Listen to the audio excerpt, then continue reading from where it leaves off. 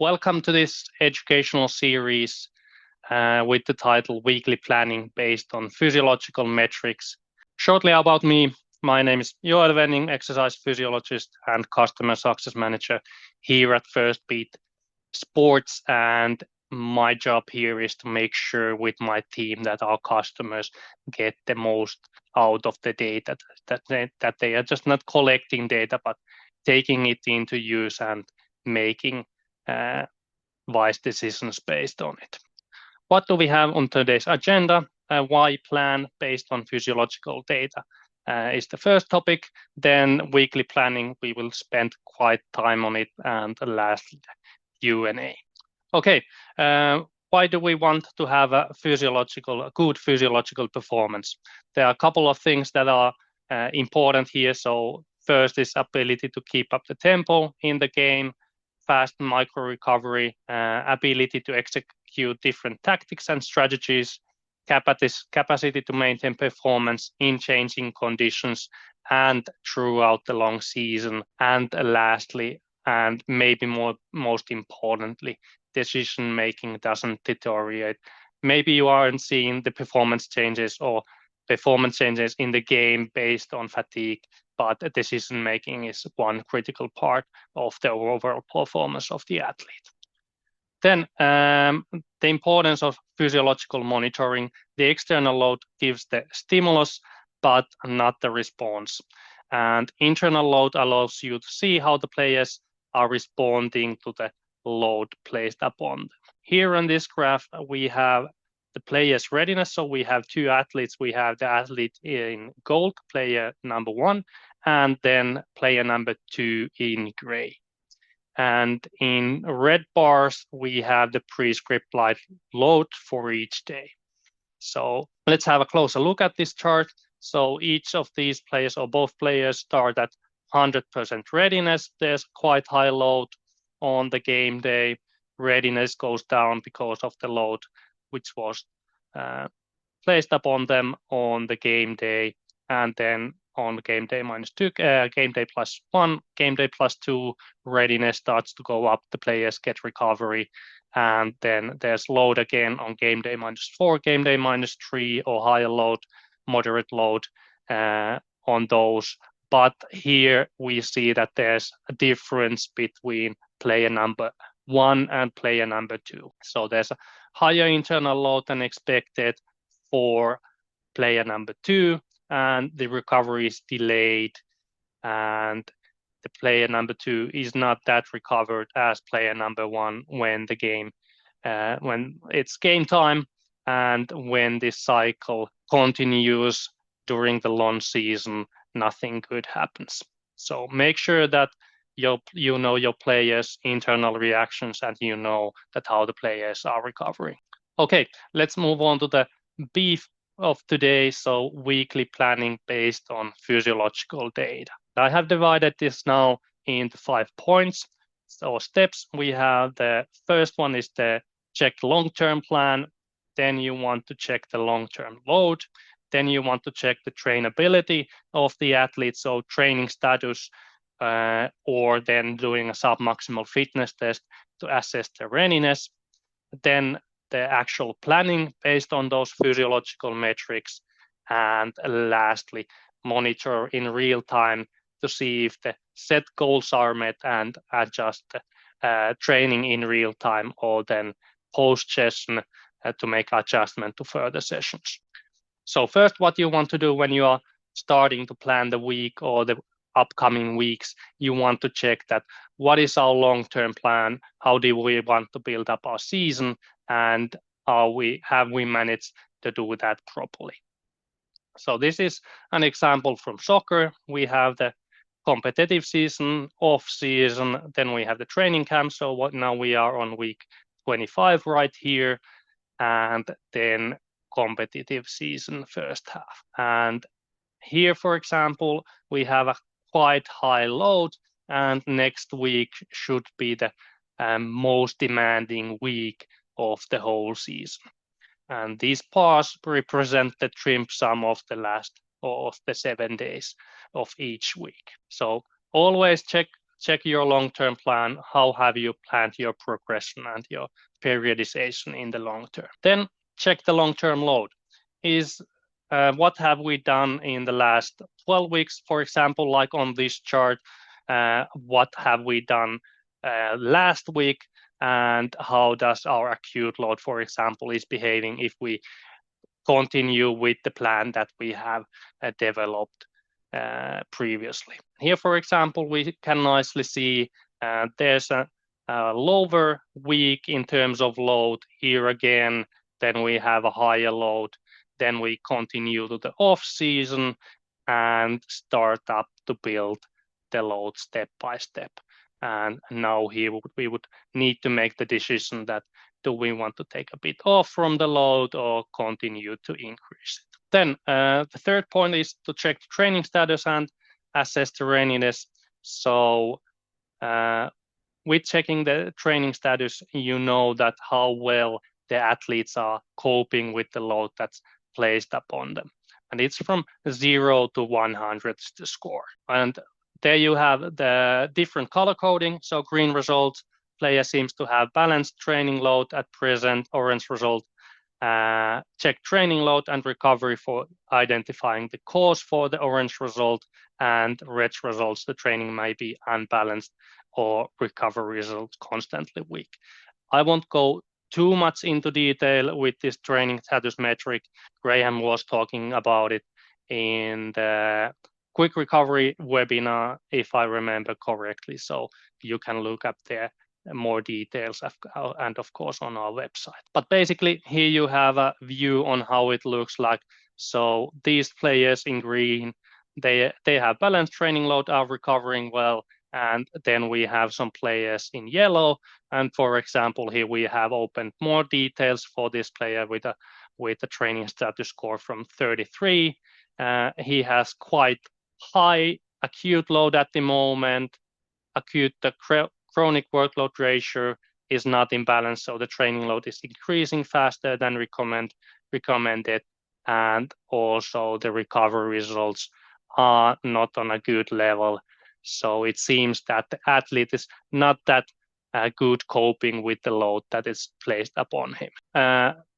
So you can assess the readiness using the training status, the quick recovery score, the loads, or then you can do the submaximal fitness test, which is a brand new feature, which actually will be released tomorrow officially. And with the submaximal fitness test, you can see that how the athletes are responding to the load that's placed upon them.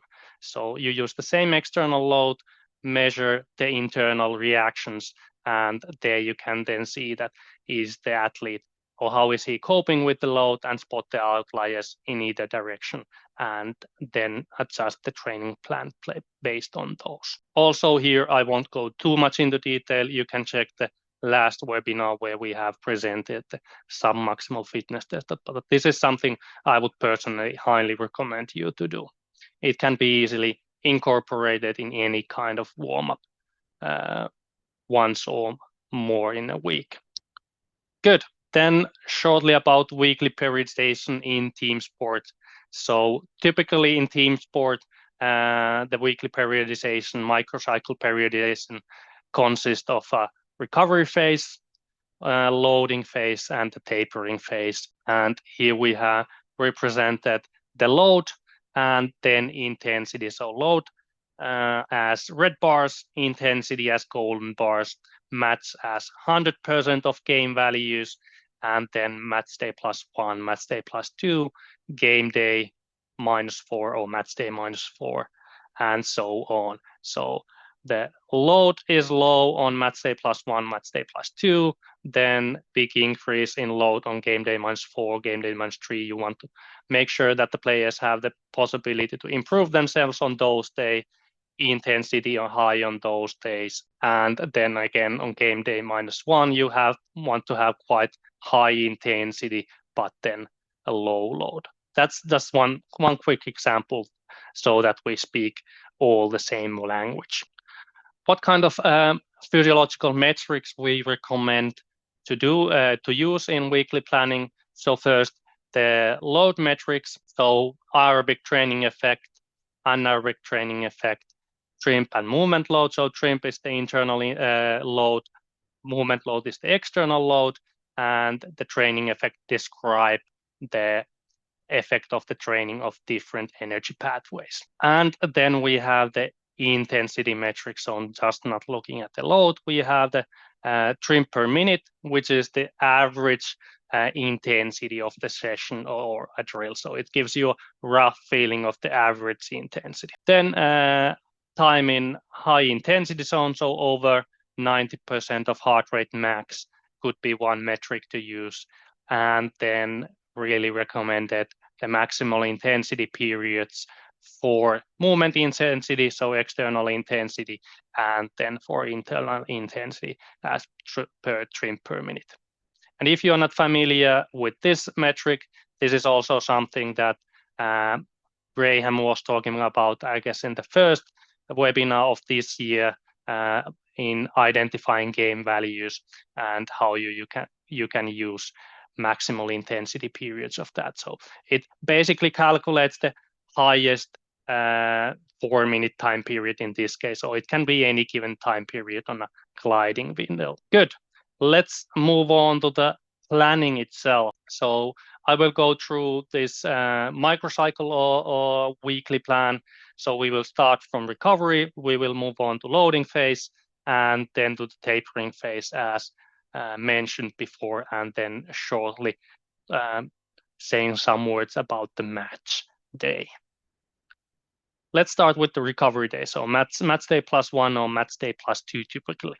What are your targets on those days? Usually, you want to ensure good recovery from the previous game for your athletes, and you want to compensate the low minute players / substitute players to ensure that they also get the training stimuli. How to optimize match day +1 and match day +2 using Firstbeat. So we recommend to perform the quick recovery test on match day +1, match day +2 to follow the recovery process, see if players are recovering from the game, which players are not, which players are, and monitor training responses in real time to keep the intensity and load at low level for those high minute players, for those players that are not recovering well, and ensure that the low minute players reach the targets that are set for those days to compensate the load. This could look something like this. So here are rough values for an easy session match day +2. So load could be 50%, which is 20% of gain values.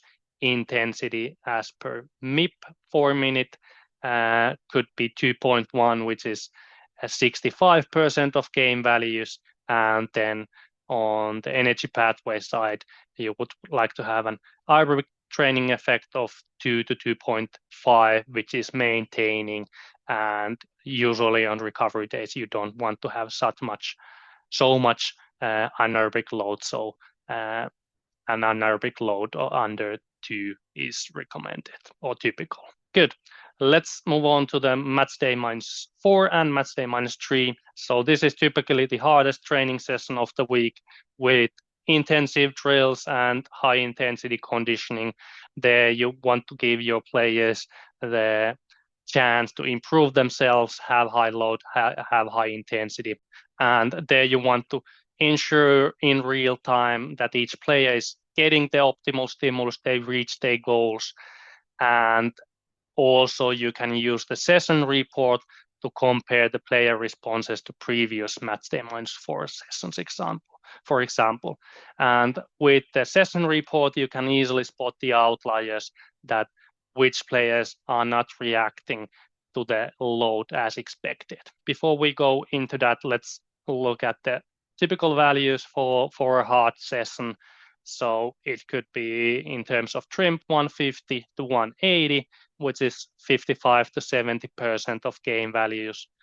Intensity is high on those days as well, or the maximal intensity 2.6 to 3.2, 80 to 100% of gain values, and also the training effect values are high, so meaning that they are improving or highly improving values 3.5 to 4 on both. Yes, let's look at how to compare the players' responses to previous match day -4 sessions. So first you want to check the team response, evaluate, did the training go as planned?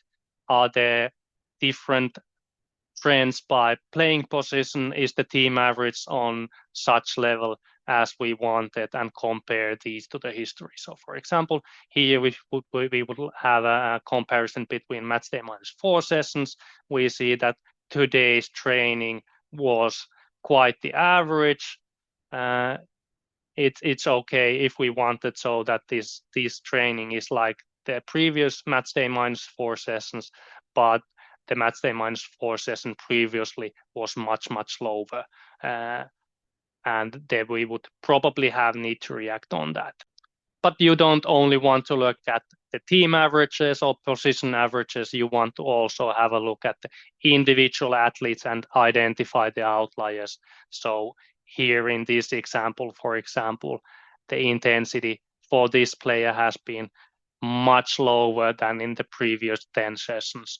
So probably with this player, you want to make sure that he is getting in the next coming days. So let's say this was a match day -4 session. So you want to make sure that on match day -3 session, he is reaching those higher intensities to make sure that he is ready for the game and he has the possibility to improve himself in terms of high intensity efforts. Then we move on from the loading phase to the tapering phase.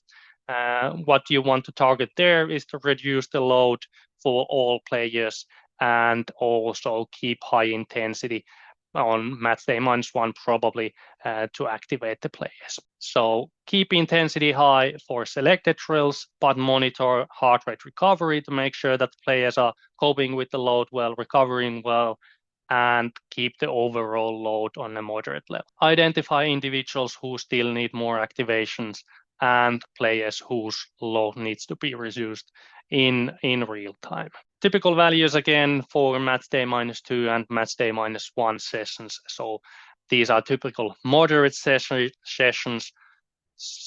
And here we have trimp values from 50 to 70, which are 20 to 25% of game values. Intensity is quite high, 85 to 95% of game values, the maximal intensities, and then again, training effects are on a quite low level, so more on a maintaining level than on an improving level. Then let's move on from the tapering phase to the actual match. So on the match day, you as a strength and conditioning coach, performance coach, can't do that much because the team is not actually training and you can't influence the match values, but you want to ensure proper warm-up and maybe incorporate some light work in the morning if that's feasible in your case on that day. How to optimize match day warm-up with Firstbeat? Select the specific drills where you want to prepare your athletes for game intensity, and make sure during warm-up that all players reach the desired intensity to prepare their cardiovascular system for the game.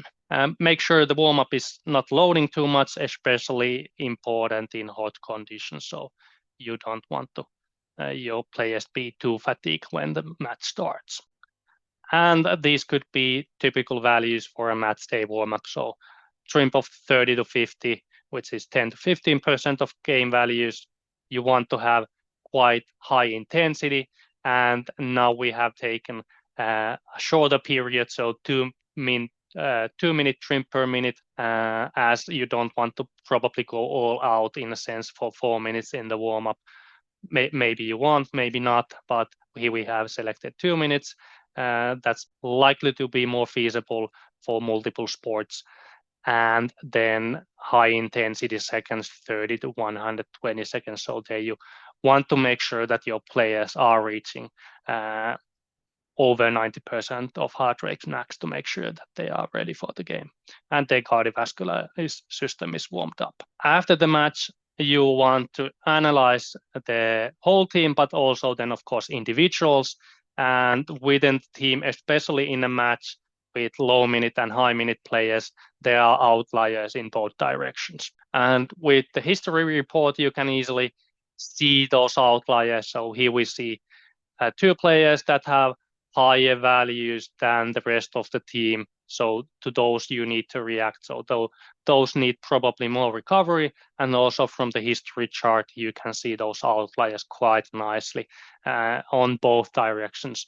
And those are the players you need to react on when planning your future trainings. This is a table how the weekly planning could look like. So here we have example of a weekly planning when playing one game per week. Of course, it differs when you have multiple games per week, but then you can just modify this table based on your needs. First, on the upper column, we have the match day from match day +1 to match day -1. Then we have very generic overview of the training focus described as +++ if it's high intensity, or then just plus if it's low intensity or low load. Then we have the different load and intensity metrics that we want to monitor. We have the match day values, and then we are planning based on those match day values, either using absolute values or then a percentage of the max values. So here selected shrimp. So on match day +2, we would have a quite low load, 19% of match values. On match day -4, you want to load those players quite a lot. So 67% of match values, 56 on match day -3, and the load then decreases towards match day -1 until it reaches 19% of match values. So that's one example how you can structure your weekly planning. You can also use calendar week oriented planning, so it goes from Monday to Sunday, and then, for example, here the match is on Saturday, so you are starting the week with the match day +2, or you can use more microcycle oriented planning, meaning that you always start with the match or end to a match, and then the microcycle have a different length, and this is then how it could look like on a bigger perspective. So you are, for example, planning the next 4 microcycles every week and then doing adjustments based on the recovery state of the athletes, of the readiness, and of course the load what the athletes are managing. Good. Let's move on to the summary phase of this webinar. So what do we need to take into account when planning based on physiological data? First, as in every kind of planning, you want to check the long-term plan. What are you planning to do? Check the long-term load. How have we trained for the last 12 weeks, for the last week? Are we training like we planned? Do we need to make adjustments to the general training plan? Check training status of each athlete, or do submaximal fitness tests to assess the readiness of the players. How good can the players cope with the load that we are exposing on them? So this is a very critical part of the actual training planning. Then do the actual planning based on physiological metrics. And lastly, monitor in real time to see if the goals are met that we have set, and adjust the training if needed. And probably that's needed because we are all individuals and react to the training load differently, or to the same external training load differently. Good. Then we have time for questions, and actually I will ask you a question before we start. So we have one question prepared for you. Do you want to continue discussions one-to-one about this topic or any other topic that we have discussed in the last 6 months during the educational series, or it can be anything else related to training planning or Firstbeat in general? I'll give you some time to answer the question. I will look at your questions at the same time. Okay, thanks for your questions. I will leave the poll open still and answer the questions at the same time. So the first question: do you have a general recommendation on which days to conduct the submaximal fitness test, game day ±X? What day if conducted once a week, and what days if several times a week? It basically depends on your training schedule and your facilities. If you have the possibility to do it on a practical perspective every day, that's the best scenario. But some teams don't have the possibility to because of facilities on every day. So if you have the optimal situation, I would recommend to do it on game day +1 or game day +2, depending on how you are training on those days. And then again, maybe on game day -2 and game day +1, game day -1 to see that how the athletes are then recovering from the high loads and high intensities on game day -4 and -3. So either on the recovery phase or on the tapering phase of the microcycle. But that's actually how you want to structure your day, just that, or your week, just that you do it on a standardized basis, so you are comparing apples to apples in a way. Then sure, I can send the submaximal fitness test session video through email. That's no problem. Then one question, any examples for multiple games within a week? I think there was this example from the microcycle periodization. So you just sum up